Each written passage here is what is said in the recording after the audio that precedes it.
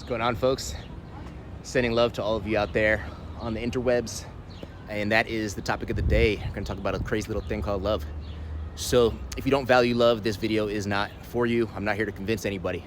If you do value love, stay tuned. Let me know what you think in the comments. If you want to get better at love, if maybe you're just a little stuck and you want to get unstuck, check this out. Again, let me know what you think. So if we're going to talk about love, let's first define love. Oftentimes we think about love and we think of, those butterflies in your stomach, that look that somebody gives you, or that your inability to take your eyes off somebody. And I would say that's part of it, right? That puppy love. It's an emotion, it's chemicals in our brain. More than that, though, I would say that love is a verb, right? Love is an action. It's something that you do. It can be difficult, challenging, messy, ugly, but it's something that we do because we're compelled. Now, I personally believe love is one of the most powerful energies in the universe. Now, again, this is where it may get into a little bit of a pseudoscience, right? There's that book by Masaru Emoto, The Miracle of Water, which I've read, where he does interesting experiments, sending emotive energy to water and watching how crystals develop. Again, it gets into pseudoscience at that point. However, to me, it's just also common sense, right? It's something that my intuition says, hey, this is a real thing to me. And I also believe that as much as I believe in science, there's also things that we don't understand yet. That doesn't mean they don't exist. Nikola Tesla, he had a vision about energy waves, and we didn't quite have the tools to measure at the time. But sure enough, he's right? We can't see the air, we can't see radio waves, but these things are very real. And I believe in love to the same extent. And I think hopefully we'll have better tools to measure these things in the future. Personally, I believe that love is perhaps the only thing that could even shift DNA. And yeah, so I believe in the power of love. And if you have ever felt a pure type of love, even just for a moment, I hope you understand what I'm talking about, and how it has the ability to just change the world.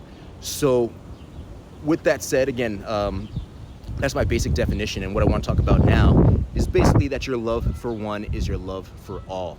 Now, a lot of things have led me to these conclusions. I read a bunch of books to give credit where it's due. Some of this ideology comes from the book, The Art of Love by Erich Fromm, which I enjoy and recommend. And basically he talks about how, again, your love for one is your love for all. And oftentimes, as some of you may know, it's often harder to love an individual than it is to just be altruistic and generally loving, right? You face these challenges, you face hurdles, and we often have to face ourselves in these efforts to love individuals, right? So again, your love for one is your love for all. And another way to look at this is you cannot be somebody who tortures children for a living and then goes home and loves your family properly. Now, that may seem like an extreme example, but that's the world we live in. There are people who do horrible things. And we often have this perception that, oh, I can hate those people over there and then have love internally. But if that's the life you lead, you're missing the point, right? Now, how does this relate to us? How can we apply this knowledge? And basically what it comes down to is, again, you're either a loving person or you're not. Now, obviously, there's complexities. We're going to have a plethora of emotions in the human experience.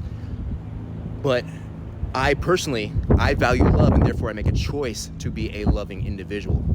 Now, that doesn't mean I don't get upset, I don't get hurt. Doesn't mean I don't feel hatred even. And again, it's not something that I don't lead my life with hate. But if I feel an emotion, there's nothing wrong with what we feel. The thing is, what are we going to do about these emotions? How are we going to react? But even more so, how are you going to stay centered and act from a centered place of love?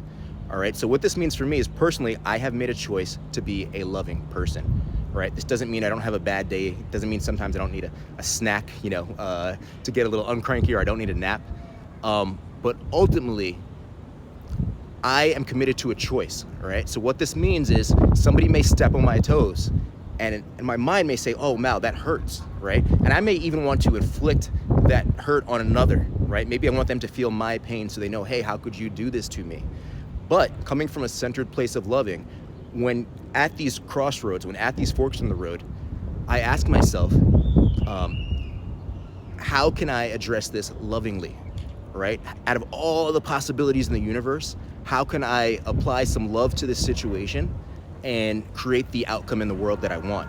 Now, this does not mean, by any means, this does not mean let people step on you. This doesn't mean let people take advantage of you or abuse you.